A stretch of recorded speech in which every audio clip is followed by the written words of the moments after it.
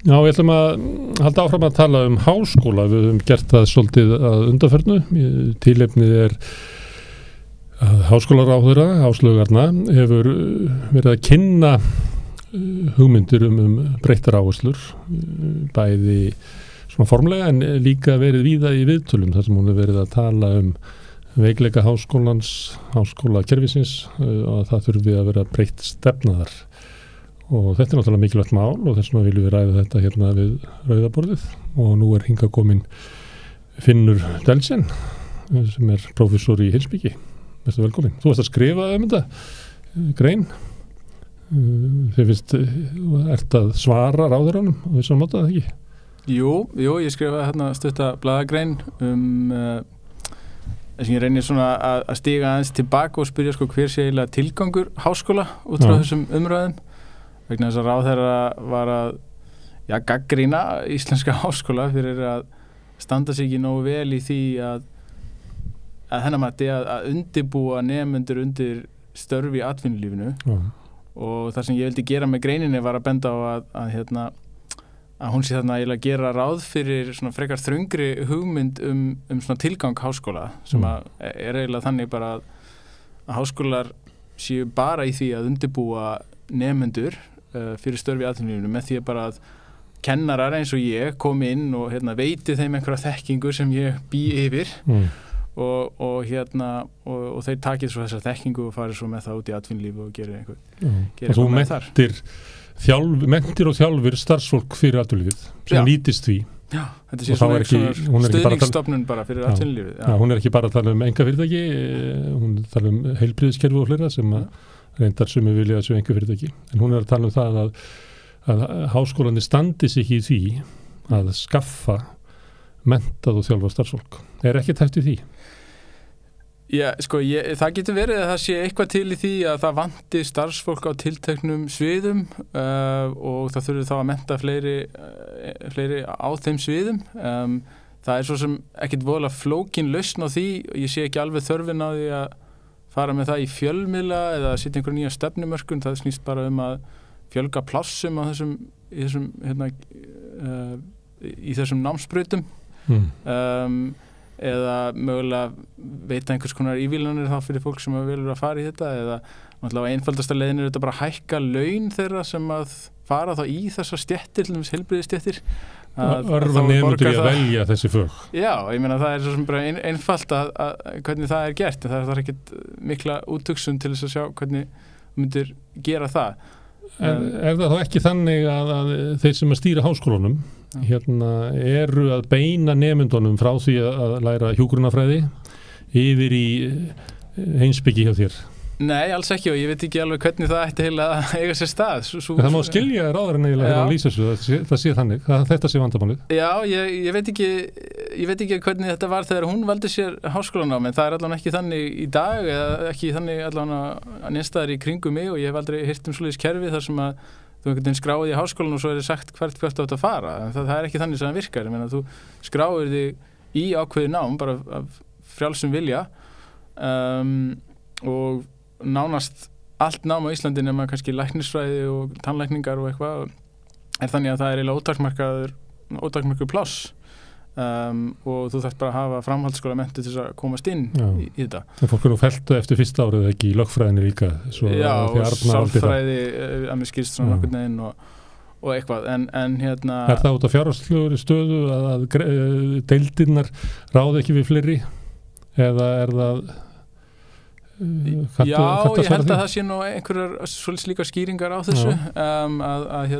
það allan í læknisfræðina þá ákveðin pláss og þetta sé ekki eins í sálfræði, ég kann ekki alveg að fara með það en það engin að velja, engin í háskólanum sem að segja fólki hvað á að fara og ef að færri teknir inn til dæmis í mínu fagi sem heimspeki að þá myndi það bara þýða að viðkomandi þetta bara að skrá sig í eitthvað annað eða fara ekki í neitt nám. Það ekkit, við segjum ekkert fólki í hvaða nám það á að skrá sig. Það væri hægt að taka færri inn, að vera að takmarka plássin í heimspeki til dæmis. En þá það vandamáli það að sé of mikið að fólki í félagsvísindum og hugvísindum sumir vilja túlka orð ráðherrans að hún sé næstu því að segja það, en hún segir það ekki beint að það sé vandamálið, það sé of mikið af fólki í þessu greinum, hún segir bara að vanti hinum einn. Já, eins og ég segi, ég hefði haldið að lausnin á þessu sé bara að fá jafnvel fleiri fólk í nám og fólk sem hefur áhuga að fara í þessar greinar vegna þess að launin eða vegna þess að starfsskilyrðin eru góð. Ég meina sérstaklega þegar kemur að þessum greinir sem voru sérstaklega nefndar held ég eins og hjúkrunarfræði, þá vitum við að það er fullt af fólki með hjúkrunarfræðimenntun sem ekki að starfa sem hjúkrunarfræðingar. Það er svona, þetta er svolítið öfugsnúin lausn að fara að svona gefi skinn að neyða fólk til þess að ástunda nám í einhverju sem það vill ekki vera í. Þar fyrir utan þetta engin mótsögn í því fólkin að fara bæði í segjum nám í einhverjum hugvísindum og fara svo kannski eftir á eða fyrst í nám í segjum hjúkrunarfræði eitthvað slíkt. Þetta þarf ekki að útiloka hvert annað. Og ég myndi segja að nám til dæmis í hugvísindum eða félagsvísindum, það er ekki þannig að eini tilgangur þess sé að fá eitthvað tiltekið starf. Og það er það sem ég svolítið að reyna að benda á í þessari grein að tilgangur háskóla er ekki síst að vera ákveðið svona samfélagi þar sem að þekking verður til. Og sú þekking er svo miðlað áfram vissulega innan háskólana,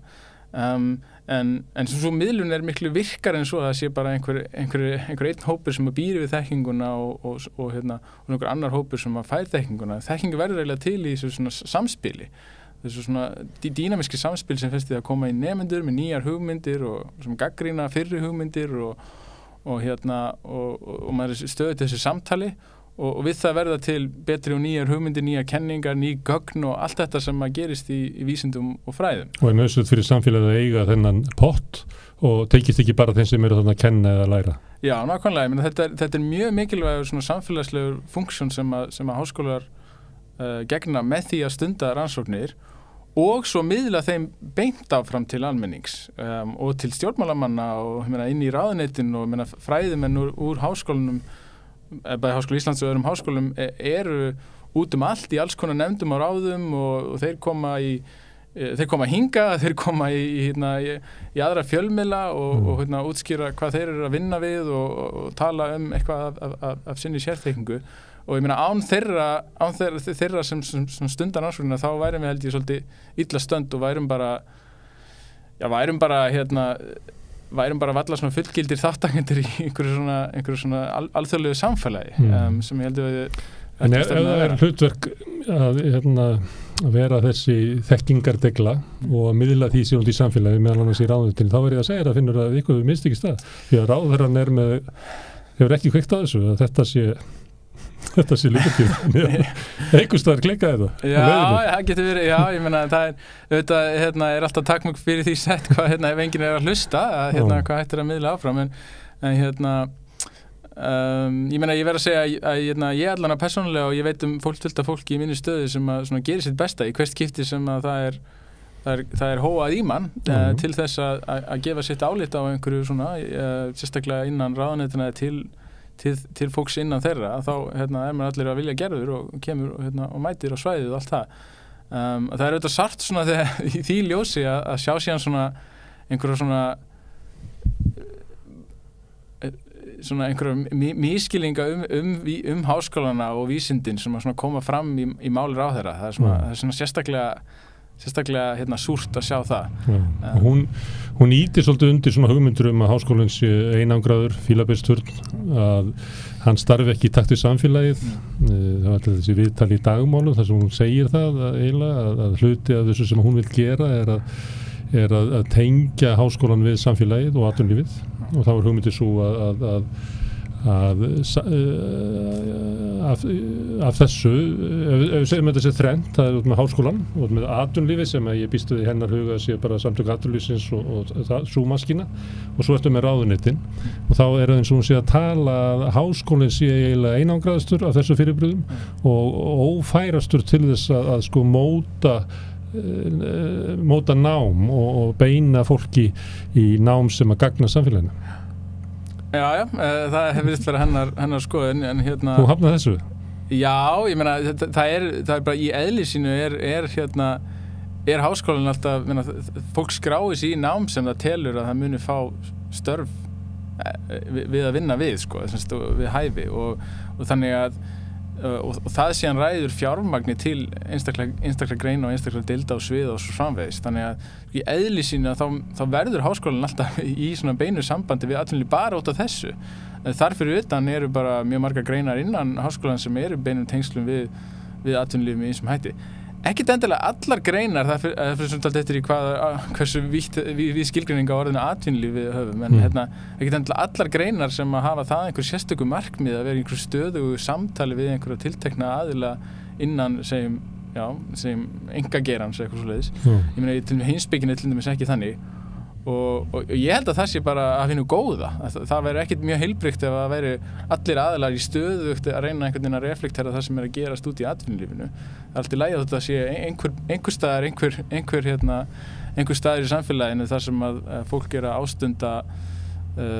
rannsóknir sem að eiga ekkert að þjóna atvinnulífinu og eiga ekkert að vera einhvers konar stuðningur við það. Ég meina, bara ein leið til að hugsa þetta bara að ef við hugsum bara af hverju við erum hver er eiginlega tilgangur með þessu öllu saman, hvað erum við eiginlega að gera á þessu landi eða á þessu jörði yfir höfuð, ef við hugsum 2000 ár fram í tíman og við horfum aftur til dagsins í dag, við viljum ekkert vera væntanlega mjög upptekin af því hver átti Tesla og hver fór tvisvar til Tenerife á því árinu, en kannski mun að skipta okkur einhverju meira máli hvaða segjum vísindakenningar voru settar fram eða hvaða framfarir urðu á sviði bókmennta eða hvað ný bókmenntaverk komu fram eða hvaða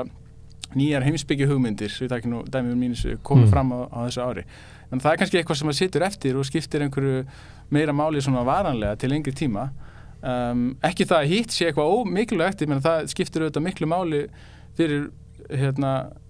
fyrir okkur sem samfélag og okkur gangi vel efnahagslega líka, en það getur ekki verið eini mælikvarðin á velgengni okkar sem samfélag að ná fram einhverjum árangri hvað var það, hagsæld og einhverjum hagvexti og svo samvegis. Ég held að þegar við erum fann að hugsa þannig að þá séum við komin út í einhverja mjög hála braut, held ég. Allt í samfélaginu verður að þjóna atvinnulífinu, vegna þess að þar verða verðmætin til, allt annað er sóun á verðmætum. Já, það virðist, ef til dæmis einhver stundar rannsóknir bara rannsóknirna vegna og kemst að einhverju niðurstöðum bara þeirra vegna, þá sé það bara einhver sóun út í loftið, því að það er ekki hægt að mæla það að minnskast ekki á þeirri stundu sem einhvers konar hagvaxtar auki. Síðan mætti svo sem alveg benda á að margar af okkar helstu framfara sporum sem að hafa skilað sér í sem mestri hagsæld hafi mitt verið einhverjar rannsóknir sem að voru bara gerðar rannsóknirnar vegna. Til dæmis voru það framfarir innan rökfræði sem nú eiginlega með því óhagnýtasta sem hægt að ímynda sér bara fílabeinsturn ofan og fílabeinsturni. Það verður ekki meiri fílabeinsturn heldur í rökfræði, það er svona eins konar starffræði bara fyrir starffræðinga sem að engir aðrar en starffræðingar geta hugsað sér í nót fyrir. Og geta skilið. Það var til þess að þróa voru rökrásir sem urðu svo að tölvum. Sem eru svo bara allt í öllu í dag.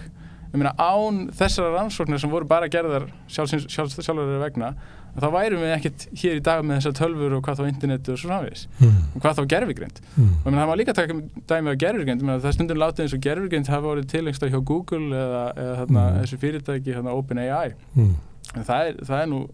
síður en svo. Þetta öll gervigreind hefur orðið til í háskólum og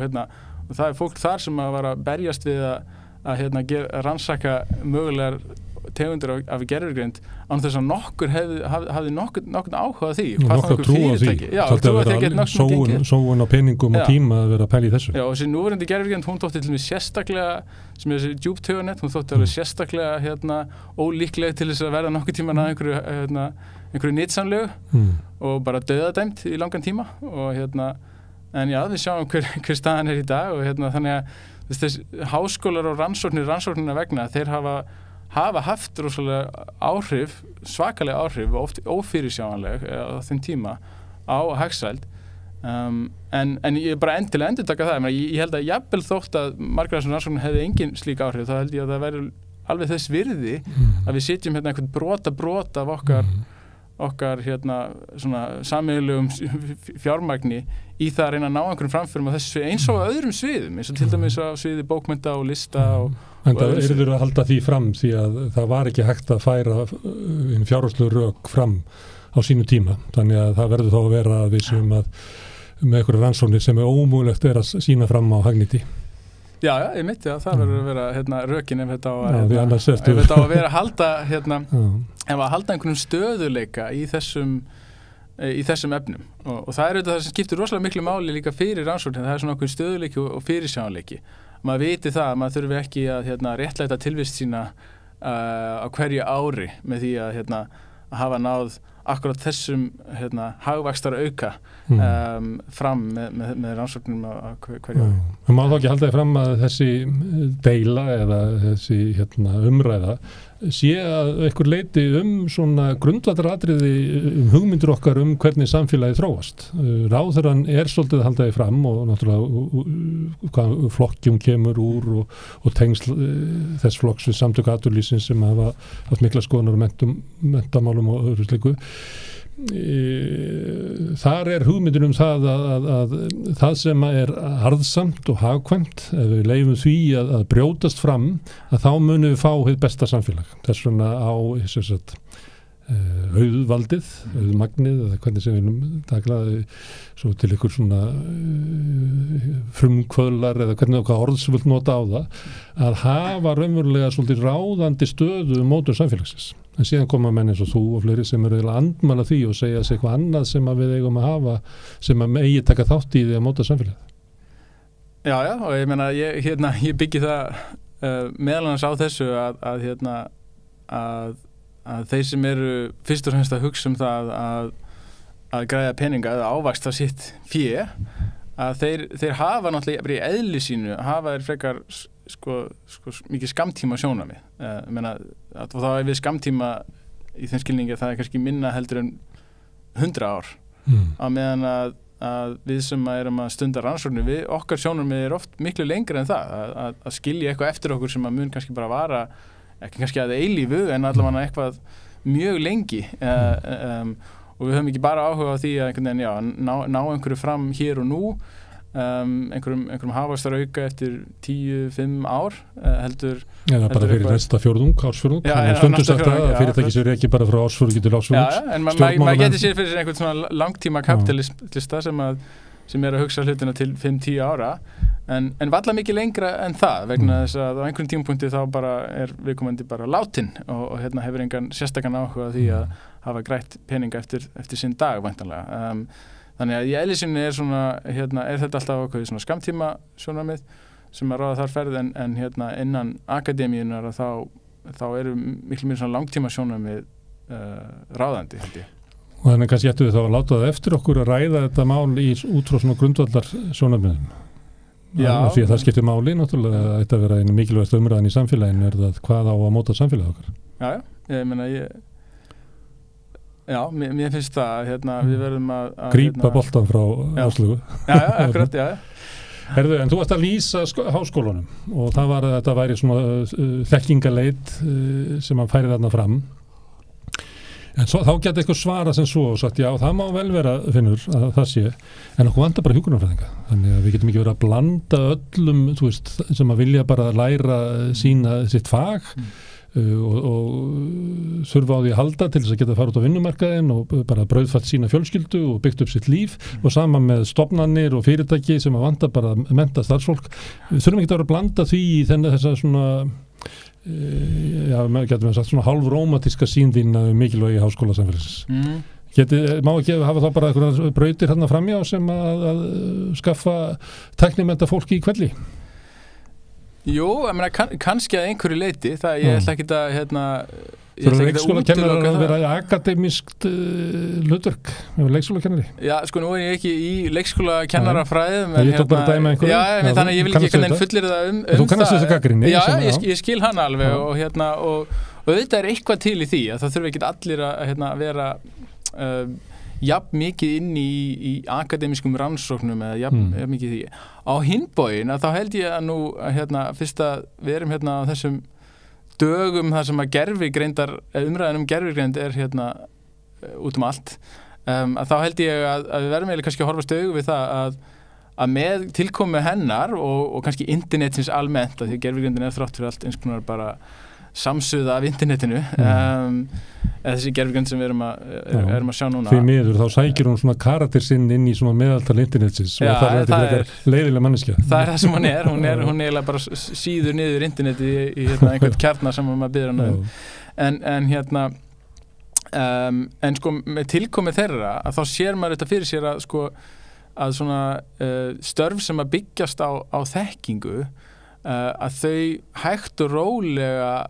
þá fer að skipta minna máli hvað þú hefur lært þess að segja hvaða svona þekking þú hefur einhvern veginn innbyrt eða tekið inn bara svona passíft vegna þess að þá þekkingu getur þú fengið á nánast hvaða formi sem þú vilt hjá gervigreindinni ef ekki núna þá allavega eftir einhvern tiltölulega að fá hann fjölda ára held ég og þá fer að skipta væntanlega meira máli að geta dregið sko réttar ályktanir að geta hugsa gaggrínið einhverju upplýsingar sem maður fær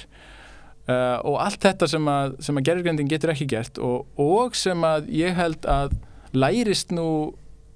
ekki vel nema einmitt með því að gera eitthvað sem að líkist akademískum rannsóknum ansi mikið þannig að ég sé ekki alveg fyrir mér að það sé hægt að sko aðskilja þetta þennt alveg svo auðveldlega. Ég meina kannski að einhverju leyti hægt að gera það en einu sinni spurði skilur það ekki sem markmið, það er ekki klókt markmið. Nei, ég sé ekki alveg fyrir mér hvernig það á að vera einu sinni framkvæmanlegt sko, því að einu sinni spurði það minnum við að einu sinni spurði Páll Skúlason í Fræri grein, er hægt að kenna gagnrýna hugsun og ég held að hugmyndin bak við titilinn hafi verið sko hvernig ætlar að segja einhverjum að vera með gagnrýna hugsun, það ekki í raun og veru sko þá að biðja viðkomandi að gagnrýnislaust einhvern veginn að meðtaka einhverja aðferðir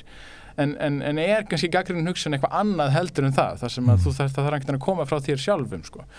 og ég held að sé eitthvað til í því og ræktast upp í samfélagi eins og háskóla. Já, og það fáist bara með okkur þjálfin í því að stundana og það er eiginlega bara það sem gerist í rannsóknum en ekki í einhverju svona passífu námi sem hægt að gera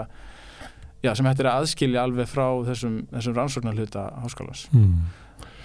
Þú lýstir háskólanum áðan og svo lýstur veikleikum atvinnulífsins, hagnaðardrifna fyrirtækja sem að sjá kannski 10 ár fram í tímann, þú varst rausnalegur, ég vildi gefa þeim bara 3 mánuði en það var annað fyrirbæri sem ég var með sem var ráðuneytið. Hvernig virkar, er það líklegra til þess að skynja þarfir samfélagsins heldur en háskólinn? Já, ég náttúrulega hef ákveðnar efasemdir það Ég svo sem þekki ekki ráðuneytin innanfrá og svona, ég ætla kannski ekki að fullir það, en mann finnst stundum koma skrýtnir hlutir út úr því sem að ráðuneytin eru að bauka og að ég veit að það hefur hér á þessum vettfangi verið fjallað um nýlega svona hugmyndir eða þingsályktuna tillögu sem á að setja fram áherslubreytingar innan háskólakerfisins. Já, það er líka að finna fólk sem gæti lesi út úr þessu ykkur stefnu. Já, það er náttúrulega mjög almennt orðuð en samt boðar svakalegar breytingar að því kramkýmur í textanum sjálfum en ljóst hverjar þær breytingar eru. Sama vandamálum með fjármálaáætlun, fólk er til með að lesa það út úr henni að því það er svo mikið skil, það er eitthvað svona markmið og svo er bara svo mikið skilið eftir að það er að skipta miklu máli hver lesa þetta og fólk getur fundið út úr þessu það sem það vill. Já, og þetta er kannski á að vera að virka sem svona ef við tölum hreinskilnislega þetta er á að virka væntanlega sem einhvers konar auður tjekki bara til þess að ráðherra megi gera það sem að henni sýnist. En í þessu tilviki þá finnst manni svona sérstaklega svona skrítið að sjá suma hluti í þessu stefnu eins og til dæmis áherslan á þessar svokölluðu STEM eða síðan STEAM greinar, það er að segja STEAM og það hefur að vera svona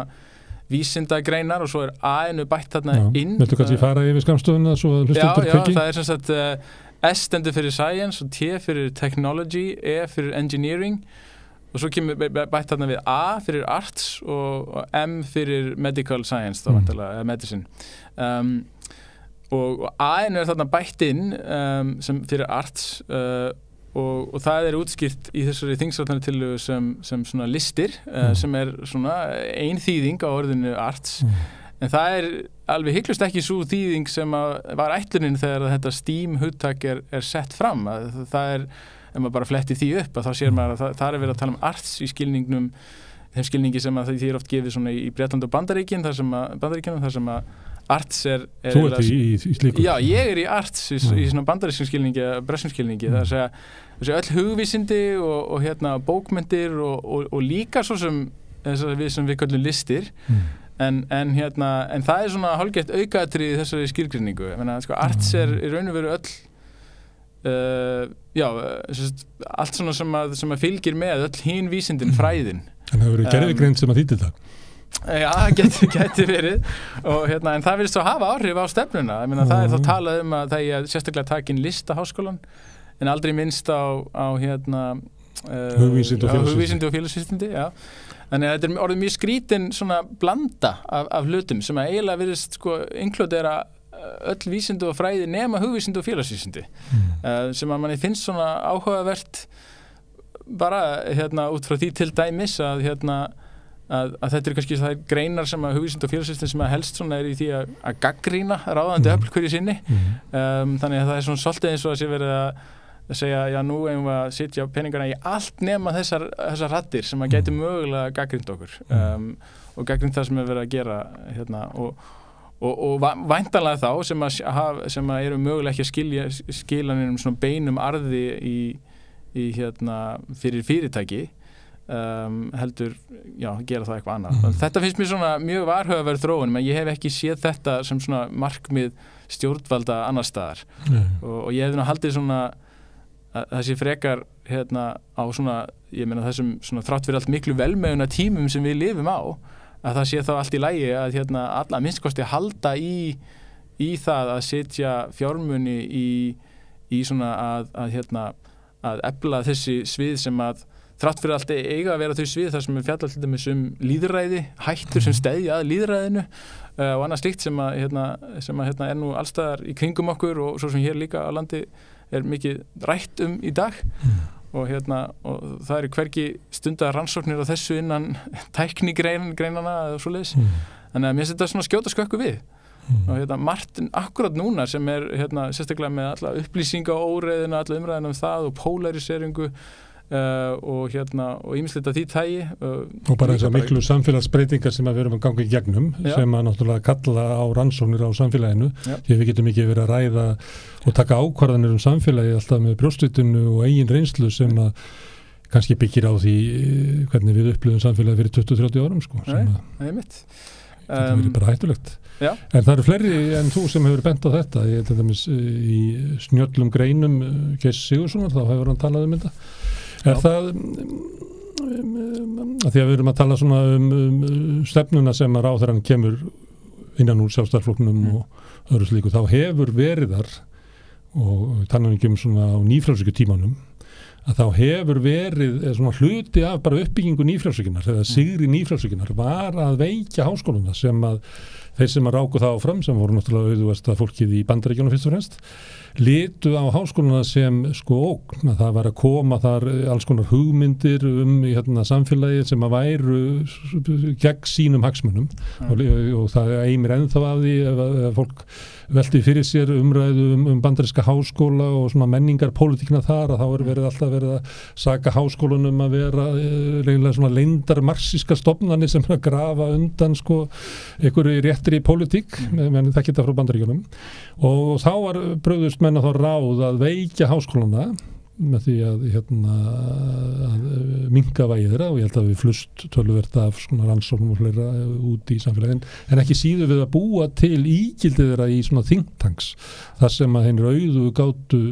stjórnað og þessir think tanks sem að blómatími þeirra eru svona upp úr 70-80 og eru bara gríðarlega öflugir í dag að mörguleyti hafa þeir bara miklu meiri áhrif á almenna umræðu heldur en háskólanir Þannig að þá það spurningin hvort að ef maður setur þetta í svona þetta samingi að það að veikja félagsvísindi og hugvísindi bara ekkert nýtt í stéttastriðinu. Nei, það svo sem alveg rétt og þetta kannski bara eitt liður á nýjasti liðurinn í þessari þessari árás Þannig að maður þarf ekki að vera allt og paranoid til þess að láta sér þetta í hug. Nei, og það er svo sem, sko, við erum nú svona tiltölulega heppin hér að því leitinu til að það er þessi svona think tanks eða svona þessi hugveitur að það eru ekkert svo öflugar hér með að við sumstaðar annar staðar og það sé svona hægri sinnaðar Þannig að SA og viðskiptaráð eru náttúrulega think tanks og það er, það er vissulega má segja það, sko En ég meina í Bandaríkjunum til dæmis að það er bara meðal öflugustu rannsóknarstofnana í Bandaríkjunum eru fjármagnaðar af kapitalistum og svo eru risastóri sjóðir, rannsóknarsjóðir og það er nú mjög lítið rannsóknarsjóði í Bandaríkjunum, sérstaklega á sviði hug- og félagsvísinda en með þeim stærri og stærstu eru svona fjármagnaðar til dæmis af kókbræðum sem eru svona hægri sinnuðustu kapitalistarnir í Bandaríkjunum og þeir eru líka að fara inn með markvissum hætti inn í háskólana og fjármagna þar stöður nýdoktorastöður og jafnvel prófessorsstöður með svona kerfisbundnum hætti og það er mikil andstæða við það en líka mikil stuðningur vegna þess að það er sífellt verið að skera niður og allir reyna að hugsa um fjárhaginn og þetta er bara mjög hættulegt þetta er bara hættuleg þróun að háskólarnir fá ekki að ráða sínum rannsóknum í raun og veru sjálfir heldur ef út með svona sjóði sem að stýra því í hvað peningarnir fara þá hefur það áhrif ekki bara á þær rannsóknir sem hefur verið að fjármagna sem eru kannski rannsóknir akkurat á þeim spurningum sem að henta þeim heldur hefur það oft svona margföldunar áhrif því að fræðin einhvern veginn svolítið virka þannig að ef allt í einu verður til einhver umræða eitthvað tiltekið efni þá að til að spinna út frá sér meiri umræðu jafnvel hjá fólki sem ekkert að vinna hjá þessum aðilum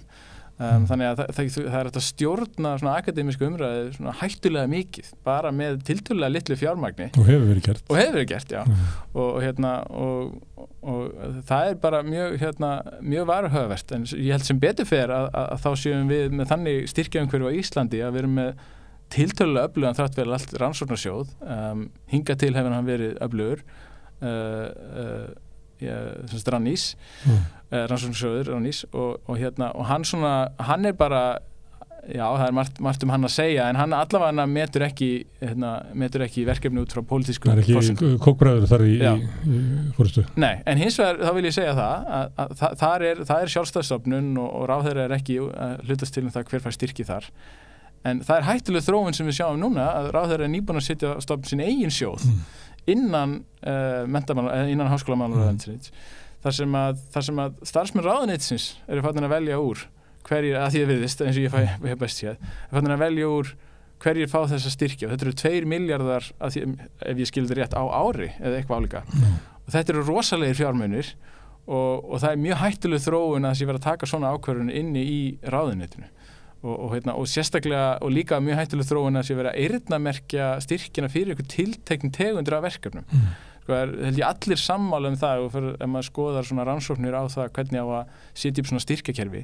að því opnari sem styrkja kallið að segja bara hér eru bara styrkir og bara þú sendir inn það sem að þú vilt rannsaka að því þú ert sérfræðingur í þessu og ert þar að leiðandi að fara að stunda góða rannsóknir af því ef þú þrengir efnið þá neyður fólk til að segjast alltaf stunda rannsóknir á efnum sem það hefur kannski lítið sem ekkert vit á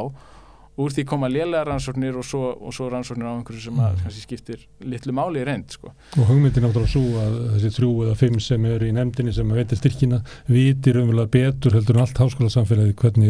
hvað er eftir svona vert Já, það er mjög sem held ég forsenda En sumt í þessu umræðu þá velti maður því fyrir sér ég hef tekið dæmi hér ofta því að þessi vilji ráðherrans til þess að stýra því hvað fólk lærir þá tekið alltaf dæmi að það kemur fram í endurminningum Angelu Merkel að hún lærði efnafræði af því að þýska alþjóðlýðveldið taldi það vera eftir svona vert hún vildi læra eitthvað allt annað en það var bara það var ekki í boði að því að vantaði efnafræðinga í þýska alþjóðlýðveldið þetta er náttúrulega þetta er svolítið kostulegt að sambærileg krafa sé að koma frá ráðherra Sjálfstæðisflokks. Já, einmitt. Ég meina, til þess að það gangi upp þá þarftu líka að ekki bara að segja fólki hvað það á að læra, heldur líka hvað það á að vinna við seinna. Þannig að þú þarft að fara að takmarka frelsið sem að hægra fólki á að vera svo umhugað ansi mikið, ekki bara í því náminu sjálfu heldur líka síðan starfinu að því loknu. Annars náttúrulega gengur þetta aldrei upp. Fólk bara velur sér að vera stjórnmálamaður í stæðan fyrir að vera efnafræðingur, eins og Merkel gerði. Nei, ég held að það þarf að hugsa þetta öðruvísi, menn að sko, háskólarnir, þeir bregðast bara við því sem að eftirspurn er eftir sem er námið varar. Og það er það sem það er stærsti þátturinn sem að móta námið, það skiptir máli að það sé í boði nám og þessi ekki allir feldur á fyrsta árið þessu fáið þar fyrir eftir. En það er þá svona, við getum kallað valdreifð ákvörðunum uppbyggingu háskóla samfélagsins á móti svona hugmyndum sem er að við ættum eiginlega miðstýra svo betur. Af því að við erum ósátt við hérna lýðræðislegu niðurstöðu sem kemur út úr vali nemenda. Já, það má segja það og núverandi kerfi þetta er líka gott að þýðitinu til að það verðlaunar þær deildir þar sem að kennslan svona fer gott orð af kennslunni. Ef að fólk hefur heyrt að það sé gott að stunda námi í heimspekinni, þá er það líklega til þess að skrá sig. Ef að maður er með tiltekinn pláss og í þessu og hinnu og það er á að skrá sig í það, að þá óháð því hvort kennslan sé góð, að þá náttúrulega þá fær fólk ekki að velja sér frá lélegri kennslu eða eitthvað svoleiðis. Og þannig að það er svona ákveðið vopn sem að nemendur hafa þetta sem í núverandi kerfi sem er held ég bara gott aðhald fyrir okkur. Notendastýrð þjónusta. Já, og ég meina og þetta er það má takast á það hvernig á að fylgjast með kennslu háskólakennara en sko í núverandi kerfi þá er eiginlega ekkert fylgst með því. Og við höfum eiginlega bara þetta að ef við erum óvinsælir kennarar þá skráir fólk sér ekki í námskeið sem við kennum. Og það er held ég bara alveg ágætis system að það virki þannig. Að fara síðan að einhvern veginn að sé einhver yfirstjórn sem er að athuga hvað er þetta að kenna og hvernig þetta að gera það og segja þér fyrir verkum og svo framvegis. Ég held að það sé ekki gott kerfi. Nei, kom ekki með betri niðurstöðu. Nei. Herðu Finnur, takk fyrir að koma hingað og spjalla með mig þetta mikilvæga mál. Já, takk. Og við flettum og snúum okkur næsta máli. Samstöðin er í eigu hlustenda, áhorfenda og lesenda. Þú getur átt samstöðina ásamt öðrum félögum í Alþýðufélaginu. Þú getur gengið í Alþýðufélagið á samstöðin.is. Þar er hnappur sem segir skráning.